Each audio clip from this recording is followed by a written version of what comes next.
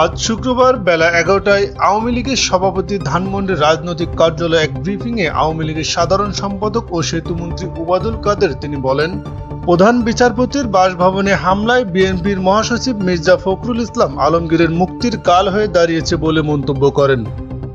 ওবায়দুল কাদের বলেন, নির্বাচনে না এসে বিএনপি যে ভুল করেছে সেই ভুলের খেসারত তাদের দিতেই হবে। বিনা বিচারে কেউ জেলে থাকুক আওয়ামী লীগ তা চায় না। স্বতন্ত্র দলীয় কোন্দল নিরসন করে নির্বাচনের ইস্তেহার বাস্তবায়ন আওয়ামী লীগের চ্যালেঞ্জ। পাকিস্তান ও বাংলাদেশের গণতন্ত্রের বিষয়ে ওবায়দুল কাদের বলেন, দুদেশের গণতন্ত্র যোজন যোজন দূরের ব্যাপার। দুনিয়ার কোনো দেশই তত্ত্বাবধায়ক নেই, কিন্তু সেখানে সো কল তত্ত্বাবধায়ক ধরে রেখেছে। তাদের সঙ্গে পার্থক্য হলো আমাদের দেশের নির্বাচন নিয়ে বিদেশি শক্তি, বিশেষ করে পশ্চিমা বিশ্ব যেভাবে মাতামাতি করে, যেমন ভিসা নিষেধাজ্ঞা আরোপের বিষয় নিয়ে আসে, এটা কিন্তু পাকিস্তানেও নেই।